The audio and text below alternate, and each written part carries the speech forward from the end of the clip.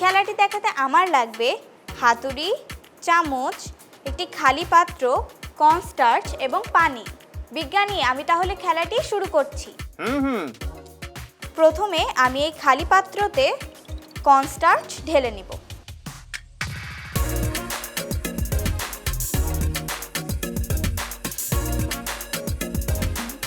এখন আমি এর ভিতরে পানি ঢেলে নিব।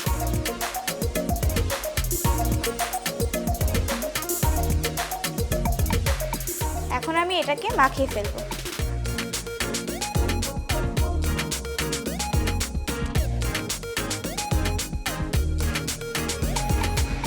বিজ্ঞানী, আমার কিন্তু কর্নস্টার্চ গুলানো শেষ। এখন দেখো কি করি।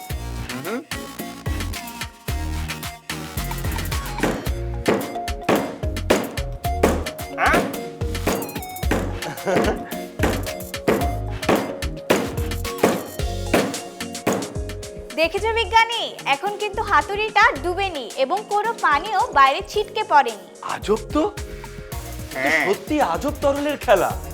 বিজ্ঞানী, আমি এবার হাতুড়ির হাতলটা এই তরলের ভিতরে ডুবিয়ে দিচ্ছি।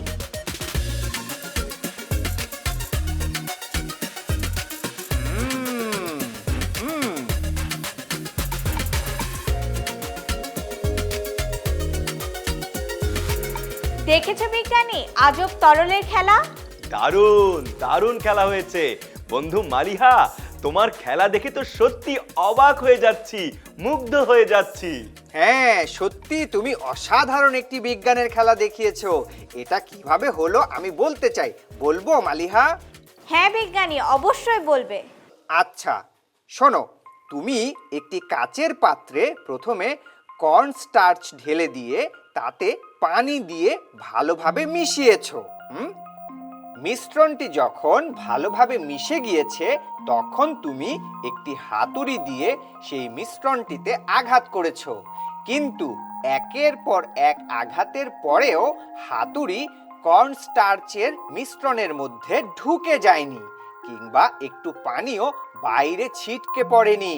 মজার বিষয় হচ্ছে, এরপর তুমি যখন হাতুড়ির হাতলটি কর্নস্টার্চের মধ্যে রেখে আলতো করে একটু চাপ দিয়েছো, তখন হাতলটি আস্তে আস্তে ভেতরে ঢুকে গিয়েছে। এমনটা হচ্ছে কারণ তুমি যখন কর্নস্টার্চের পাত্রে পানি দিয়ে দিয়েছো তখন স্টার্চের দানাগুলি তরলের মধ্যে আটকা পড়ে যায় এবং অদ্ভুত ক্ষমতা সহ একটি পদার্থ তৈরি করে। তুমি যখন কোনো জায়গায় বল প্রয়োগ করো তখন কর্নস্টার্চের কণা একসাথে ছড়িয়ে পড়ে ও তাদের মধ্যে পানির অণুগুলি আটকে যায় এবং অস্থায়ীভাবে একটি আধা শক্ত পদার্থে পরিণত হয়। তাই ঘুষি মারলে বা হাতুড়ি দিয়ে আঘাত করলেও তার মধ্যে হাত বা হাতুড়ি ঢুকতে পারে না। আমি কি ঠিক বললাম বন্ধু মালিহা?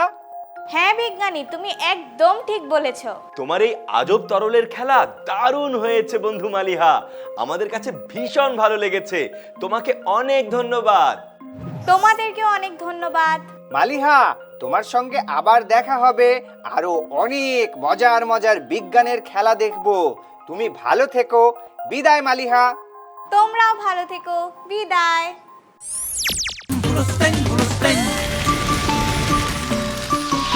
দুরন্ত। ফেসবুকে ফলো করো এবং ইউটিউবে সাবস্ক্রাইব করো দুরন্ত টিভি।